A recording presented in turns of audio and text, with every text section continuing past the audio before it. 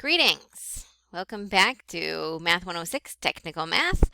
I am going to cover the final project. So, what you see on the screen is the final project document that can be found in the final course module. So, in that module, you will see that there are several components, less than we had for the midterm, but the document you see in front of you is located in that module. So if I go to our Canvas shell and I go down to our final module, which is week 8, you'll see that I have final project instructions. I have that document that we're going to go through in two different forms. I have it in a Word document and a PDF. And then you see a place to submit the final document. If you choose to handwrite it, you'll need to scan it and submit as a PDF.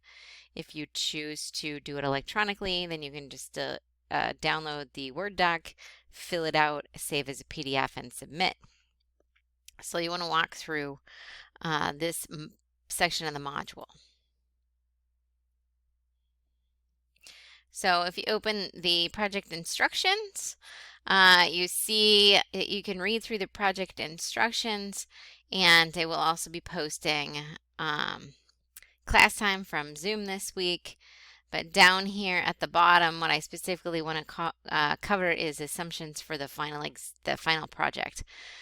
So the first thing here says you may use a common tape measure to measure distances. So that's more than fine. You can use that tape measure. Say it's a standard 20-foot tape measure, you'll be able to use that. If you have a wheel or a measuring tape that's on like a longer one, you can use those as well. Those might come in handy. But you can use just a regular tape measure. You're going to want to round all your final answers to the nearest tenth. So no matter what system you're in, metric or English standard, which you get to choose, you want to round to the nearest tenth in your answers. And you may need help holding the tape measure or reading what's called an inclinometer or a clinometer. It's fun for the kids. Involve the family. Get somebody to help you get your measurements.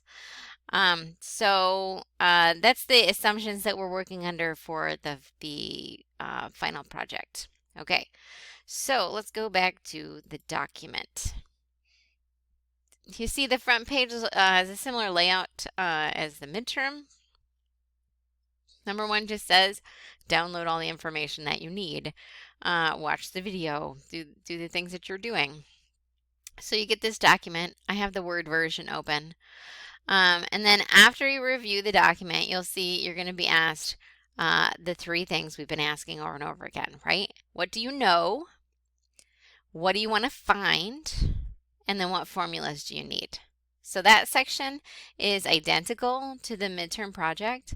And so you're going to fill in here what you know, what you want to find, and what formulas you use. So number 3 here says select an object in the designated area, depending on whether this may be inside or outside. So you're going to pick an object that just has to fit into these parameters. It can be any object. This is different than the midterm where you're given a specific part. You can pick anything you want for the object as long as it is considerably taller than you. Something that's maybe 1.5 to 2 times taller than you or greater. It can be taller than, even taller than that. And then much more interesting objects are the taller ones. So if it's taller, like quite a lot taller, it will be more interesting. Not more difficult, just more interesting. At a minimum, the object height should not be within the reach of the student when you're standing like on your tippy toes and you reach your arm up. You should not be able to reach the top of the object. So it should be at least that much taller than you. So part number 4, you're going to draw a sketch and include a written description of your object. And the instructor should know exactly what you use by reviewing this section. So this is the chance for you to convey to me what is your object? What does it look like? You know, kind of what is your estimate of it? You'll see you're going to do that. So I should know exactly what it is that you used. All right, so after you draw your sketch and kind of label it with some stuff, you're going to then add some dimensions. So the first thing you're going to do is stand a horizontally measured distance from the object and record where you are and how far away from the object you are horizontally. I should mention that you really want to pick an object that's on fairly flat ground. So if it's in your house, clearly that would be flat. But if you go outside, which I encourage you to do, my example I'm going to go through is going to be outside, is that you pick something that's pretty flat. I went out in my yard to do this, and my yard is fairly flat, you know, with some variations. But if you're on a steep slant, this isn't really going to work very well. Okay. So that is number 5. Find an object and measure any distance really from the object. Number 6 requires, for most students, they use an app on their smartphone or on your iPad or something like that. You just need an app, and you need some kind of device. Hopefully everybody has access to something like that. You're going to download an app that is a clinometer. So a clinometer measures angle of incline from your eye. The two that are probably the most common, one is called the CBest Protractor. That's what I use on my Android phone. So I'm going to type that in here real quick. CBest Protractor app. This is also in the instructions that are on that front page, that front instruction page where the assumptions are for Android. And then I've had lots of Apple iPhone students tell me that they use eye level. But it is not limited to this. I think there's another one called iBubble that works, I think. I'm not going to write that down because I don't actually, I'm pretty sure that's one. Anyway, you're going to find an app that is a protractor or a clinometer. On the Android phone, I found this protractor one works really well. On the iPhones, search your app store for clinometer. And there'll be several there. Some of them work well, some of them don't, so you might have to experiment. You should not have to spend any money. There's tons of free ones. Okay, so educate yourself, kind of play around with these. I know both of the ones I have on the screen, I believe I know the protractor one has functionality where when you point your phone at the object, you can hold your finger on the screen and it will lock it, so you can turn it towards you with your finger on the screen and be able to look at it. I'll be demoing some of this in the Zoom also, so you might want to check that out. Okay, so that is the clinometer. So at this spot, for number 5, at the spot where I found my horizontal distance, I am then going to measure the angle from my eye to the top of the object. So I'll be drawing some examples here in just a little bit, and you can kind of see what I'm talking about, maybe more clearly in a sketch. But if you are standing where you are at 45 degrees here, I want you to move. So move 10 degrees either way. Go forward or backwards, move forward or backwards. Then you're going to have to remeasure your spot and then record that new distance at the specific angle. However, you might want to remember where that 45-degree angle spot was, that little sweet spot where you're at 45 degrees, because you're going to use it later on here. And so for number 6, we don't want 45 degrees. Okay, so number 7 says calculate the height of the object using the information you recorded. Here's a little hint, SOHCAHTOA, and show all your working calculations and formulas used clearly, including your unit of measure. So you're going to need to tell me if you're in feet, if you are in inches, if you are in meters, if you're in centimeters, what did you use? You get to choose. And included the sketch of the triangle created by the information you recorded. Okay. Now, number 8 says, now change your location so that the angle of incline to the same object, don't change objects, is 45 degrees. Now we want to know where the 45 degrees is. So if you didn't land on it accidentally, you're going to need to find it. So you're going to need to use your clinometer to find where can you stand where your line of sight is to the top of the tree is 45 degrees. So, and then measure that distance so you know how far away horizontally are you to the object at 45 degrees. Calculate the height of the object again using your 45-degree angle. A little hint, could be a special triangle opportunity there, or SOHCAHTOA will totally work. Show all your calculations and formulas used clearly, including your unit of measure and your sketch of your little triangle. And then, number 10, you might have guessed, is going to be analyze your results. Evaluate and analyze your results. Okay, so let's take a walk through here.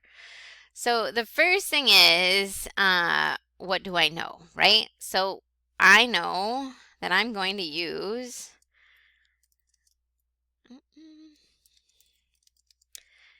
a tree in my front yard.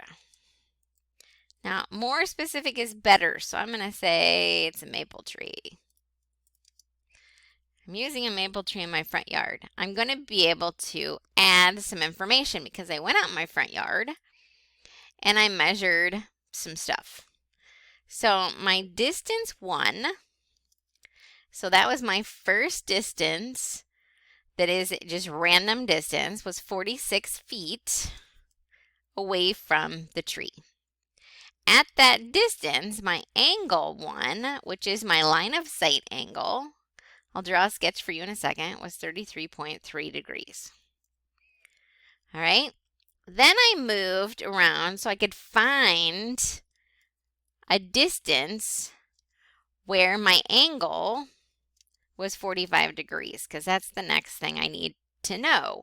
Is at 45 degrees, what distance am I at? And that distance was 29.8 feet. Just a note, make sure that you're converting inches to feet here. Like that 0.8 is not 8 inches, right? So I converted my inches to decimals of feet, right? Brackety. All right, so I have distance 1 is 46 feet away from the tree horizontally. My angle 1 is 33.3 degrees. My distance 2 at 45 degrees was 29.8. So that's what I know. I know what my object is, and I know my distances, my angles. So what am I trying to find? I'm trying to find the height of the maple tree, right? That's what I want to find. And then formulas, we'll go back and we'll put these in as we go. All right, so let's look at a sketch. I'm going to give myself some room here, and we're going to create a sketch. So I have a tree. Let's get the right color for a tree, right?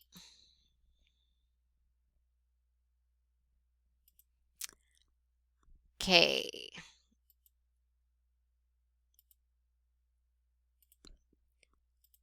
All right, so I have a tree.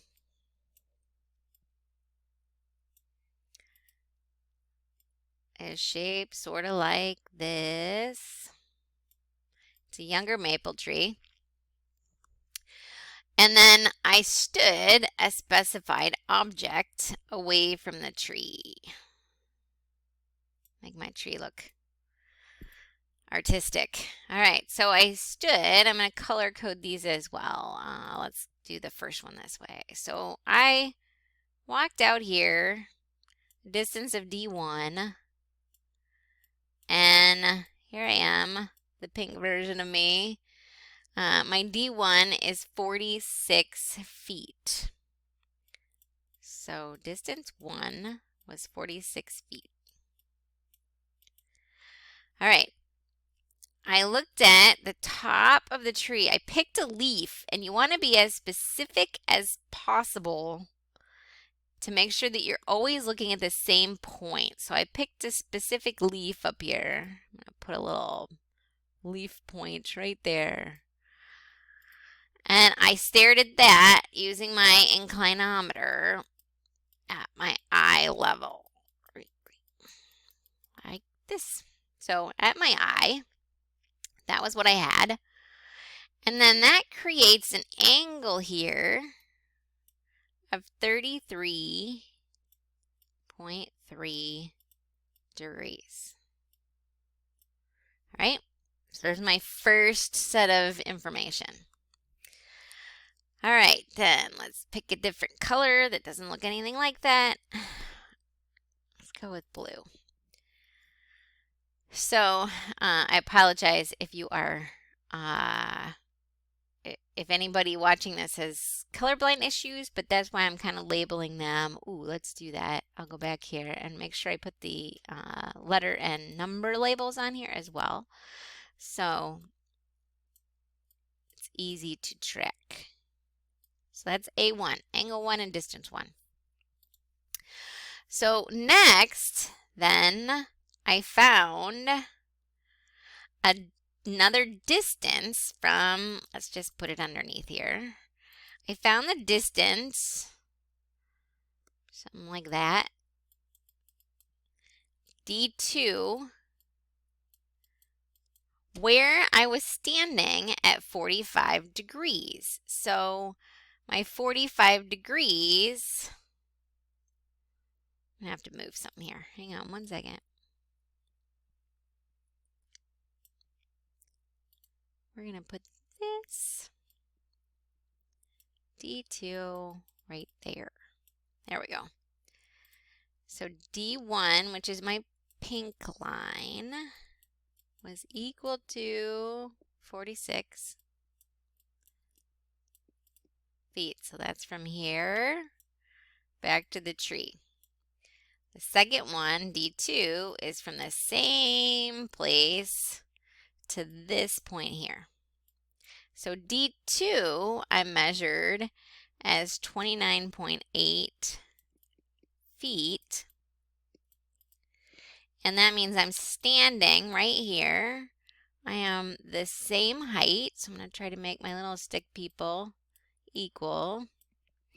And now at this location, again, I stared at the top of the tree and that same leaf. And so that gave me a much steeper angle here, right? That angle, because I went and found it, that angle is 45 degrees. So notice as we move closer to the tree, the angle gets bigger, right? Because it's steeper. So back here at 33.3 degrees, I'm farther away from the base of the tree. So this is what I have going on. So let's compare this over here to the actual tree, right? So on this side, from that level there, I've got a couple things going on. From there to there is my tree height, right? That's really what I'm looking to find. I want to find this whole thing here. Okay, so we also have to consider that our triangles now, let me draw these in here. Our triangles, the first one's blue. The triangle goes from straight down from my leaf, right, back here. That's my first triangle. My second triangle, the pink one, I'm going to draw it right next to it. Try not to go over the top of it. Goes the same line down, right, and just goes over farther along the same line there. So I've got the bigger pink one and then the smaller blue one, right? Okay, so if we think about that, if we kind of extend those over here, this, I'm going to call this little h. This little h here is really equal to my height to my eyeball, right? Ground height to my eye is little h. Well, that means the rest of it, this section up here, needs to include, the total height of the tree needs to include my height to my eyeball, right? So if we call this, let's call this h1, little h1, and this section from here to here, little h2, but the whole thing, put this one in the brown color, the whole thing from here all the way down to here, that we're going to call big H, right? So big H is going to be equal to my little h1 plus my little h2, right? It's going to be this down here. Whoops, let me make that an h1, which we know is the height to my eye, plus h2 here is going to give me the total height of the tree. So if we can find the height of these triangles, and we're going to do it twice so that we can check ourselves, then we'll know that we have the height of the tree. All right, so big H is equal to the total height of the tree. All right, now again, your object can be whatever you choose. It could be a lamp post, it could be the peak of your house, it could be certainly a tree, it could be anything you want. It can also be inside. I've had students who have big vaulted entryways in their house, pick some sort of light fixture or something like that. Or some like a second story loft that you can see from down below. So the key is you need to be able to measure to the base, or at least stand underneath it if it's something like a lamp fixture. So you know how far away you are horizontally, right? You have to be able to do the D1 and D2 measurements. But beyond that, the world's your oyster. Be creative and find something. I'll label this. This is my angle 2 here. So, pick something that you think maybe is fun. All right, so that's all my information for my sketch. Let's look at what we do with that. Okay, so here we're going to fill in these blanks. This is information I've already given you up here. It says this part we have not done. Take an educated guess of the object's height and include the appropriate units. Well, I actually estimated my tree to be about 30 feet. Like I went out there and I looked at it and I literally said, how high do I think that is? And then I visualized how many feet I thought it was, and I thought it was about 30 feet. So that's just your estimation, right? So, and then second, I stood and measured distance away from the object and recorded my distance. That was my D1. That's my 46 feet here, right? My angle at that distance was 33.3 degrees. So just kind of walking you through the steps. And then what is my vertical height to my eye level? So my vertical height is 5 feet to my eye, not the top of my head, but to my eye, it is 5 feet. So you got to record that. So it's pretty easy to measure, right? With the tape measure, whatever, and measure how high it is to your eye level, because you're not measuring using the top of your head, you're using your eye for the measurement. All right, now we have to calculate the height of the object. So here,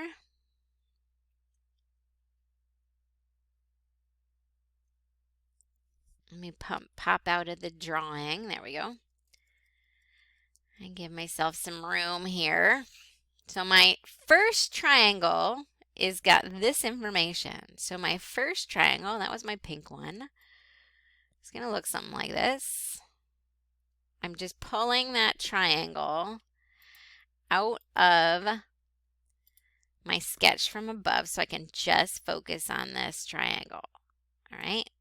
This was 33.3 degrees, and then down here my distance was 46 feet. right?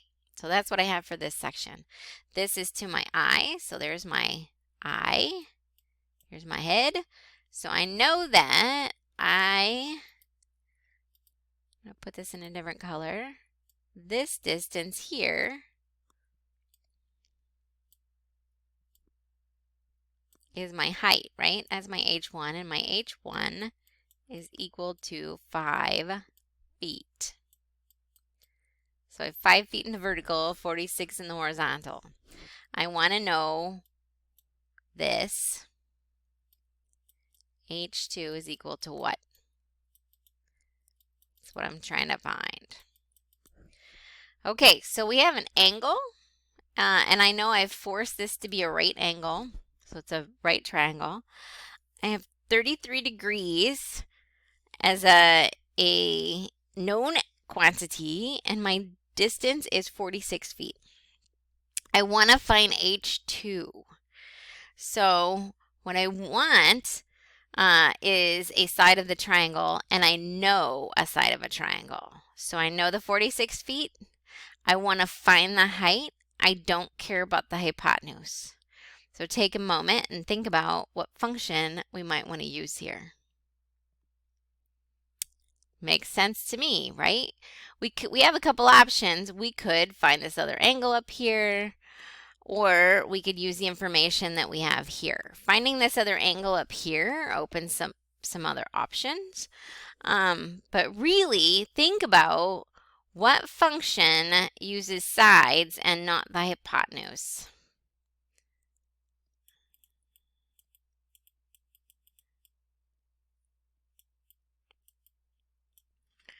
Well, if you're looking at your trig toolbox and you're saying tangent. Tangent seems like a reasonable way to go about this problem. And so we would use the tangent function or some other method that maybe would include using this angle up here to find H2. So H2, after I use my tangent function, gives me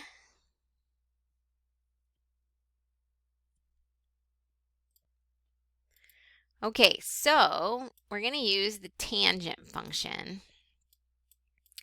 So I have tangent, which is TOA, right? Tangent is opposite, that's an O, opposite over adjacent. So my opposite side, well, let's put our angle in here first. Let me get my colors back.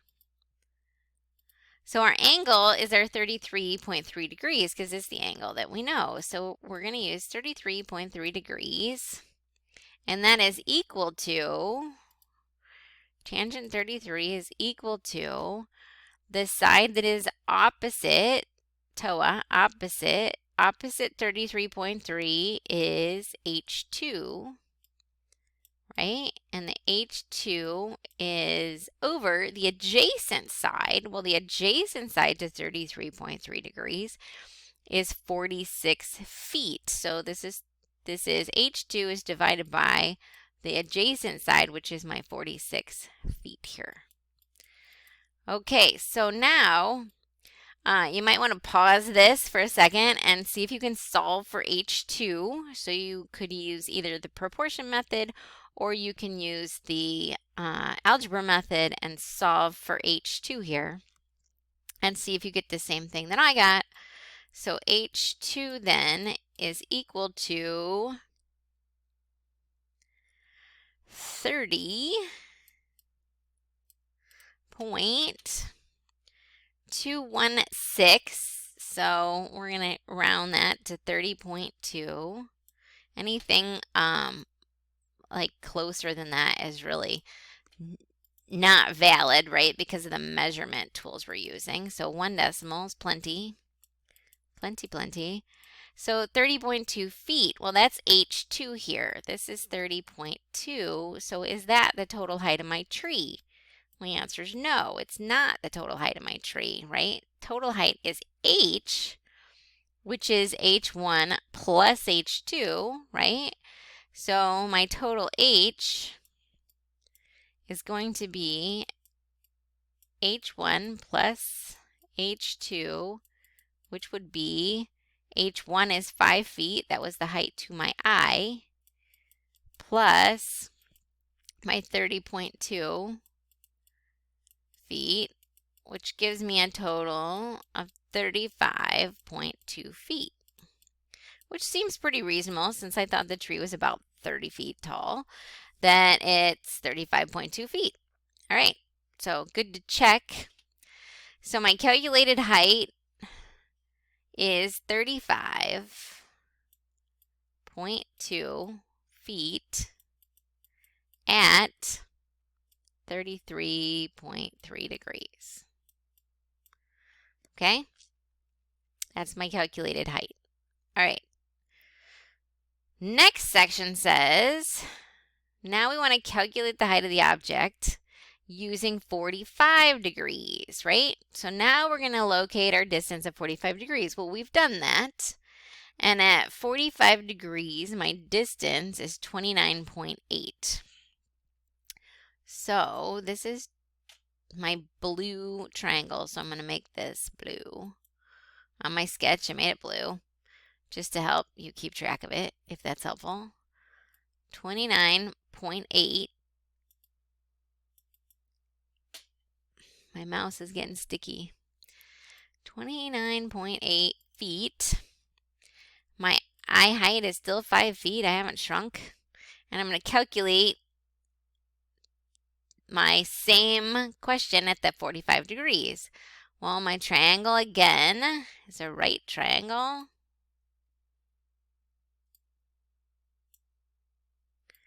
Right?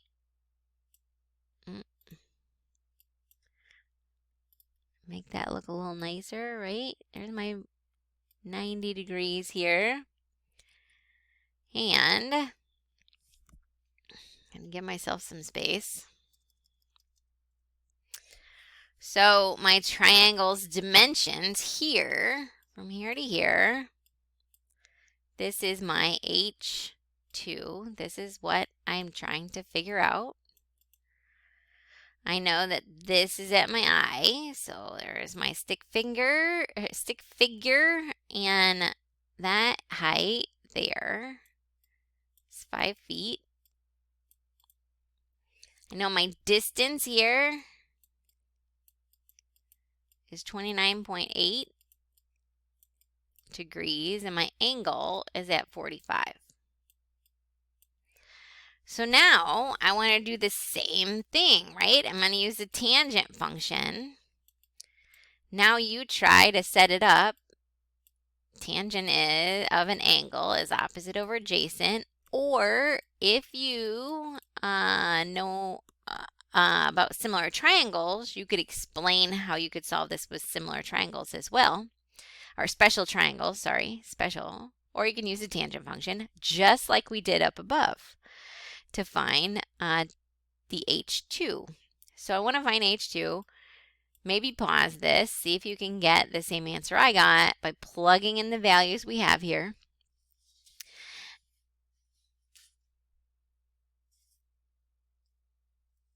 So my H2 using 29.8 feet and a 45-degree angle gives me 29.8. See if you can get that to work out in your calculations. So I get H2 is equal to 29.8. Well, now ask yourself, is that what we were trying to find? And we know that it's not quite yet, right? I want to find total height. That's big H here, right? That's what we're trying to find. So I know that big H is equal to little h1 plus little h2. So for my second one here, I would have my 5 feet plus my 29.8 feet. Right? And I get a grand total here of 34.8 feet. All right. So I get 34.8 feet at 45 degrees. All right. Okay, so now we've got all our measurements and our calculations done. We could go back to the formula section and make sure we fill in the formulas that we've used. And then the last section here is the analysis. So the analysis has two parts.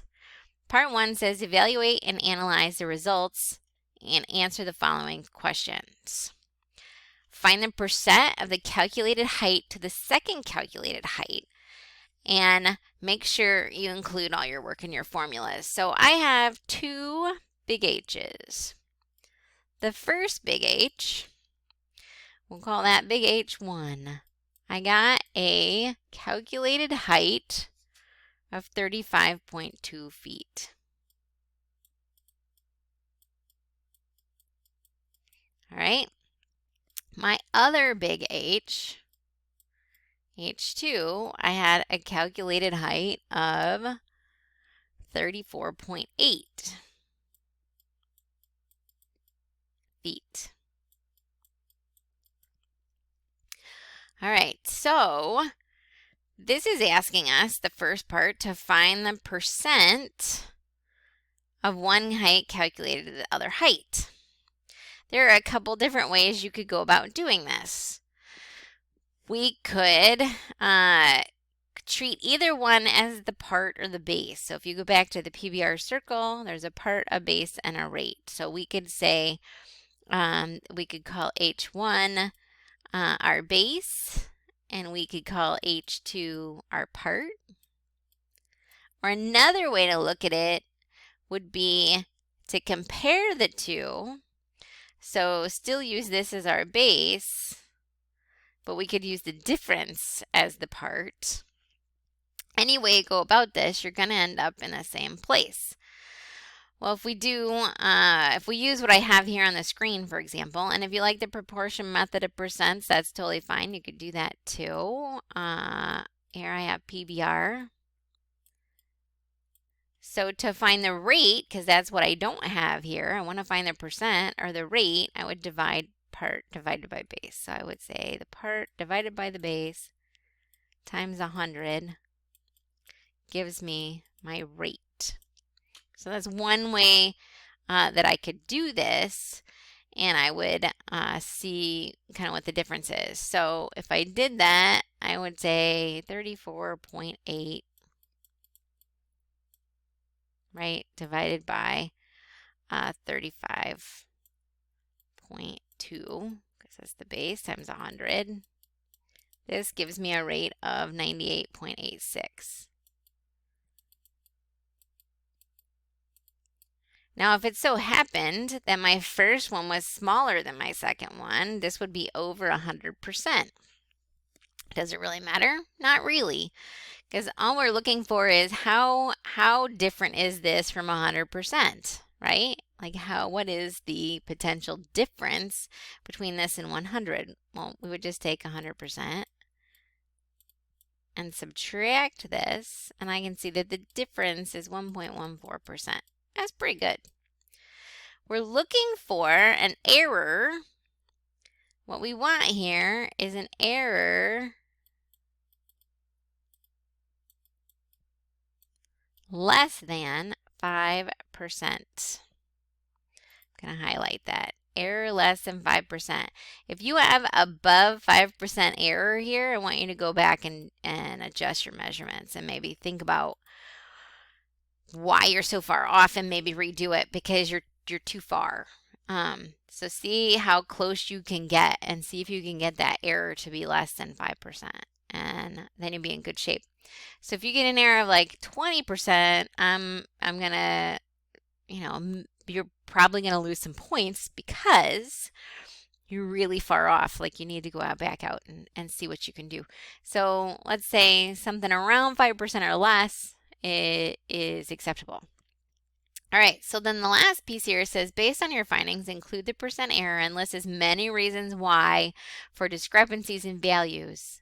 Use complete sentences and explain your reasoning for why you could perhaps have two different, right? My trees did not equal, even though it's exactly the same tree. So what kinds of things cause my two numbers to be different?